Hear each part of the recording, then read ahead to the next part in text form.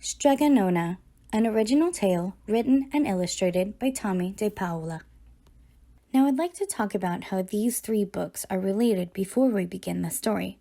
Now you might be wondering, what on earth do they have in common? Well, first of all, this book is called The Witches, and it's written by Roald Dahl and illustrated by Quentin Blake. Maybe you've never read it before, but you might have heard of some of Roald Dahl's other books, some that have been turned into movies. For example, Charlie and the Chocolate Factory, The BFG, Matilda, or James and the Giant Peach. Now, this book and this book are actually the same thing. The difference is The Witches is written in English, and this copy, Le Streghe, is written in Italian. Now, what I want you to notice is that Le Streghe, the word, is similar to the title of Strega Nona. That's because streghe is witches, and the word strega means witch in Italian. Now, the word nonna means grandma in Italian. So, what do you think Strega Nona means? Let's read the story to find out. Strega Nona by Tomie dePaola. In a town in Calabria, a long time ago, there lived an old lady everyone called Strega Nona, which meant Grandma Witch. Although all the people in the town talked about her in whispers, they all went to see her if they had troubles. Even the priest and the sisters of the convent went, because Strega Nona did have a magic touch. She could cure a headache with oil and water and a hairpin. She made special potions for the girls who wanted husbands. And she was very good at getting rid of warts. But Strega Nona was getting old, and she needed someone to help her keep her little house and garden, so she put up a sign in the town square. And Big Anthony, who didn't pay attention, went to see her. "Anthony," said Strega Nona, "you must sweep the house and wash the dishes. You must weed the garden and pick the vegetables. You must feed the goat and milk her. And you must fetch the water. For this, I will give you 3 coins and a place to sleep and food to eat." "Oh, grazie," said Big Anthony.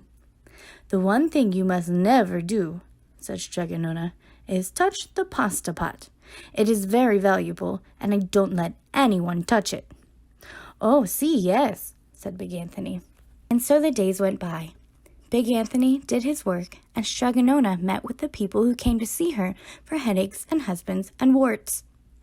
Big Anthony had a nice big bed to sleep in next to the goat shed, and he had food to eat. One evening, when Big Anthony was milking the goat, he heard Strega Nona singing.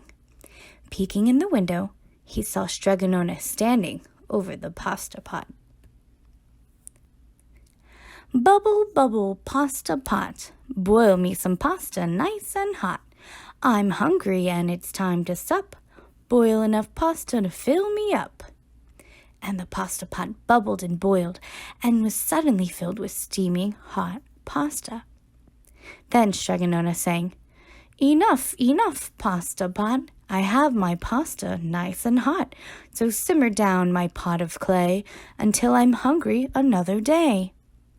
"How wonderful," said Big Anthony.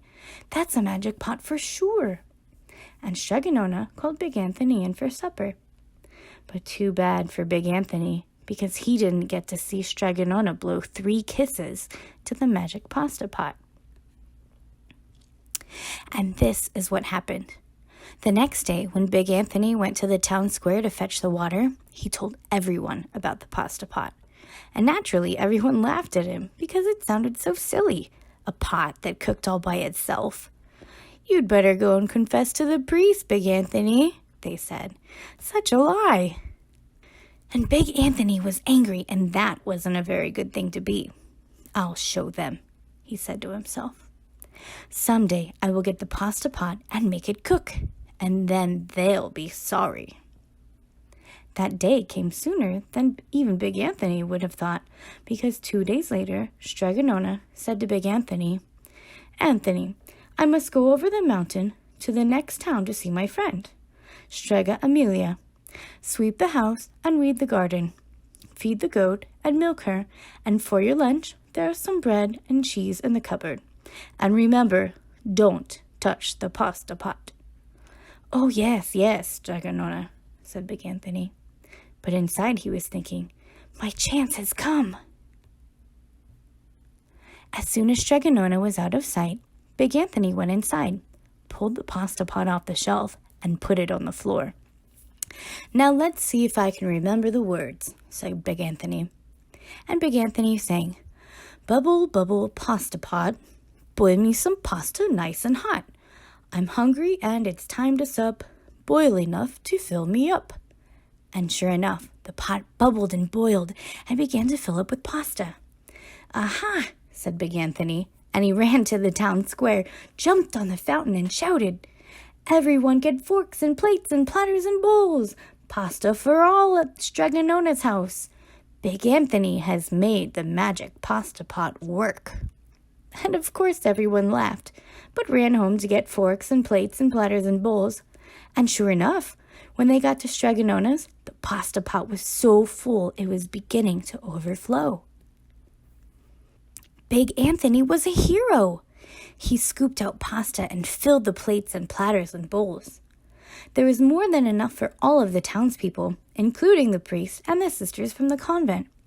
And some people came back for 2 and 3 helpings, but the pot was never empty. When they all had their fill, Big Anthony sang, "Enough, enough, my pasta pot. I have my pasta nice and hot, so simmer down, my pot of clay, until I'm hungry another day."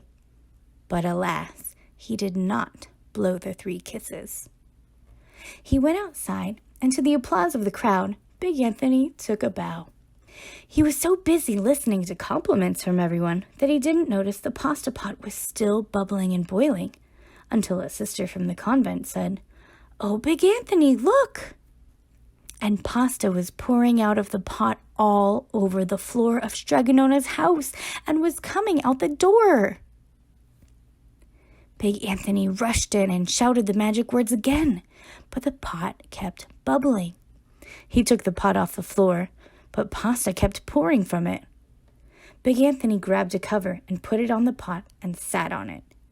But the pasta raised the cover, and Big Anthony as well, and spilled on the floor of Strega Nona's house.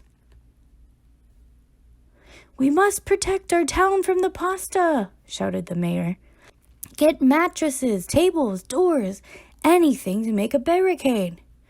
But even that didn't work. The pot kept bubbling and pasta kept coming. "We are lost," said the town people, and the priest and the sisters of the convent began praying. "The pasta will cover our town," they cried. And it certainly would have, had Strega Nona not come down the road, home from her visit. She didn't have to look twice to know what had happened. She sang the magic song and blew the 3 kisses, and with a sputter, the pot stopped boiling, and the pasta came to a halt. "Oh, grazie! Thank you, Strega Nona," the people cried. But then they turned on poor Big Anthony. "String him up," the men of the town shouted. "Now wait," said Strega Nona. "The punishment must fit the crime." She took a fork from a lady standing nearby and held it out to Big Anthony. "All right, Anthony, you wanted pasta from my magic pasta pot," Strega Nona said, "and I want to sleep in my little bed tonight, so start eating." And he did. Poor Big Anthony. The end.